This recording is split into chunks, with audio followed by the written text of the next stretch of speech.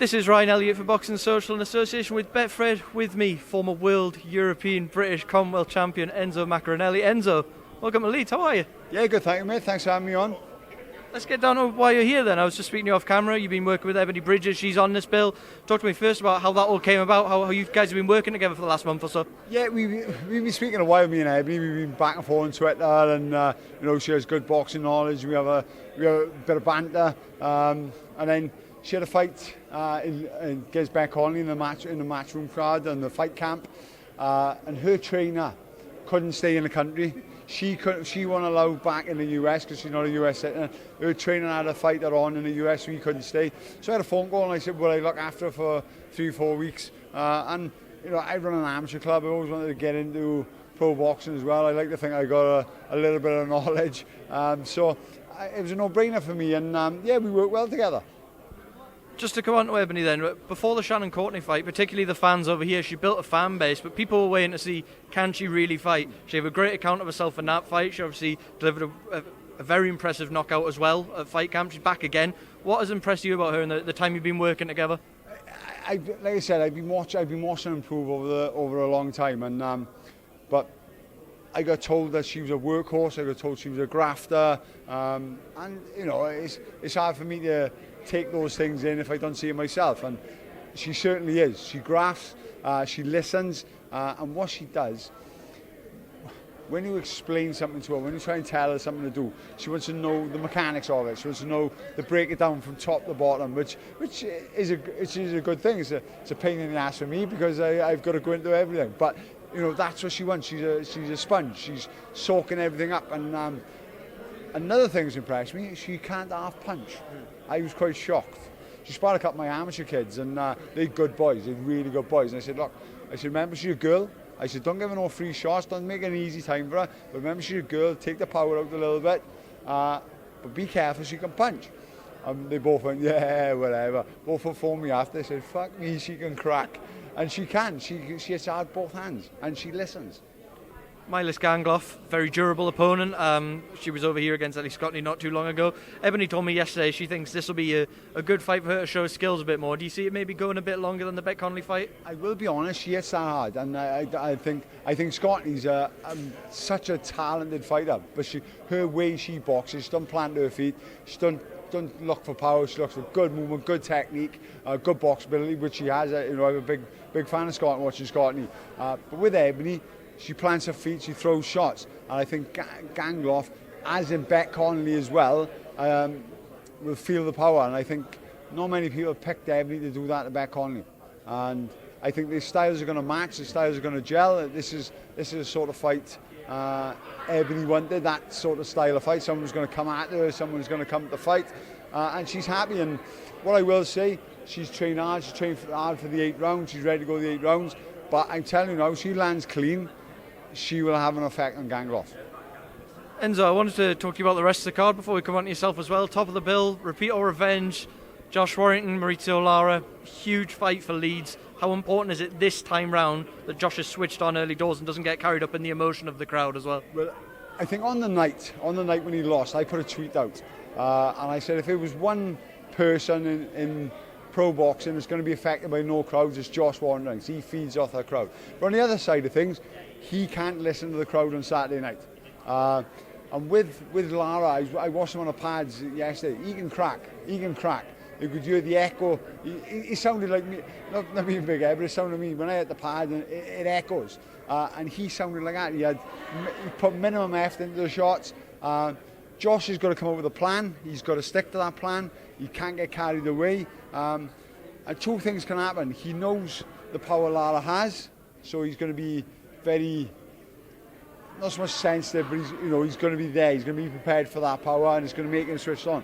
Or he could have flashbacks. When he gets caught, he could have flashbacks of that power. So it could go two ways. But I do fancy a revenge.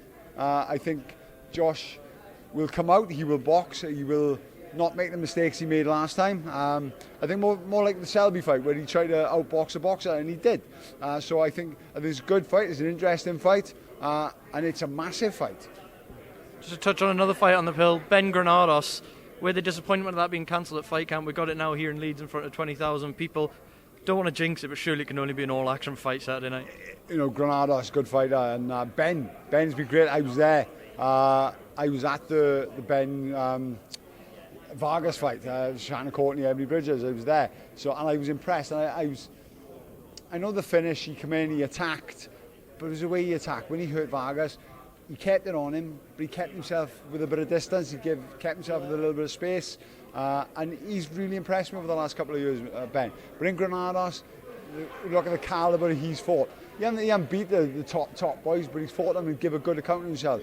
Danny Garcia, Robert Easter Jr., Adrian Broner. You know, he's fought some top boys, and you know this is a step up for Ben. You know, I think Ben's going to win, but I don't think in the slightest going to be anything like a Vargas fight. Enzo, let's talk a bit about yourself then. We were just talking off camera. I said to you, are we going to see you in the ring again? And you said to me, you're humming and hawing, you've been performing and sparring, and you're sort of mulling it up. Where are we with that? Well, to be honest, you know, I haven't boxed for 5 years. I'm fit, I'm strong. I've been sparring, I've been feeling great. But every time I sort of get ready for a fight and get ready to know I'm in sort of, I'm ready to fight. Basically, you know, she said to me, we could fight in a week. I'd say yes.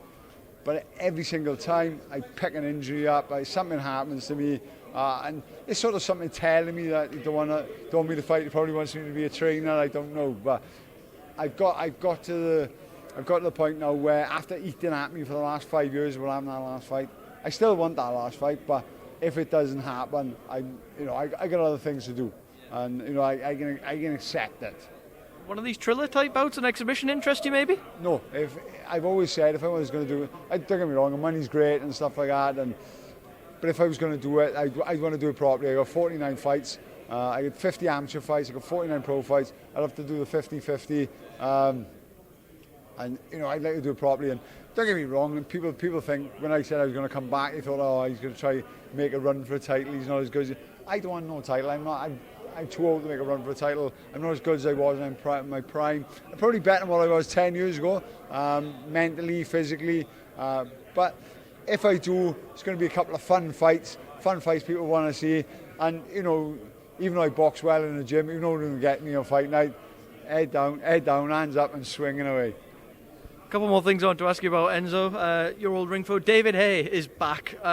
Against his friend Joe Fournier. I think it came as quite a surprise to all of us. It's now not going to be a pro bout, it is going to be an exhibition. I think the commission rejected it.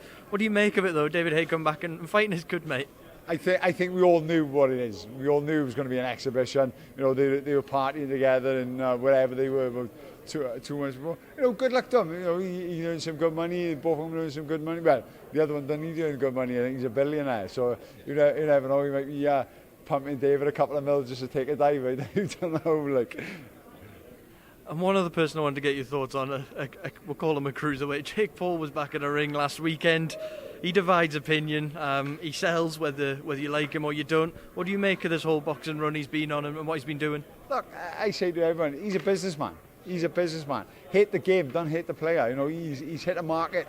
And the amount of people I argue with, you know, saying he's bad for boxing, they don't realise it's not boxing. It's not really boxing fans who are watching him, it's his fans, it's his YouTube fans. And you put him on a card with his YouTube fans, you know, you've had 4 fights, he sold out a 20,000 arena. So you've got Dubois on the bill, you've got Amanda Serrano on the bill, you've got Tommy Fury on the bill.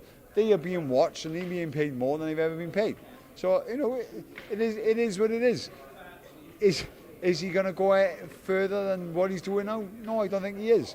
But, you know, if you match him right, you know, there's going to be some fun fights, and you know his fans believe everything. You know, his fans, although he's a boxer, and we know he's fighting MMA boys. No, I know a lot of MMA boys. I watch MMA. I love UFC. I used to watch Pride. They learn boxing. They really learn boxing. They work on it. And the 2 boys he's fought from UFC aren't known whatsoever. Tyron Woodley, he had one right hand, which you throw with a little Forms glove on against a wrestler and he catches him. And you had Ben Askin, who looks like he'd never been in a gym in his life. You know, he was there. He was there to be paid, and that's all we can say about it. And but then his fans believe he's beaten 2 world-level combat fighters. They don't realise there's a big difference in boxing and MMA. And the final one from me, Enzo. Former undisputed ruler of your old division, Alexander Usyk, September 25th. He gets a shot at the unified heavyweight championship against Anthony Joshua. What problems can Alexander pose for Anthony Joshua on September 25th? The movement. You know, I don't think Alexander is going to take this fight unless he thinks he can win. Can he win? Of course he can. Do I think he win? I don't think so. I just think watching back the Bridges fight, where at times he bullied Usyk. I can see Joshua doing the same later on. But if Usyk pulls it off, in no way will it shock me. I fancy Joshua, and you know, if I was a multi-millionaire, I'd chuck a couple of quid on Joshua. But it's a good fight. It's a good fight, and you know, got to admire Joshua taking these fights, and you know, he doesn't seem to duck anyone, and you know, got to give him all the credit in the world. Enzo, I'm going to leave it there. Thank you as always for speaking to Boxing Social. We'll catch you very soon. See you, mate.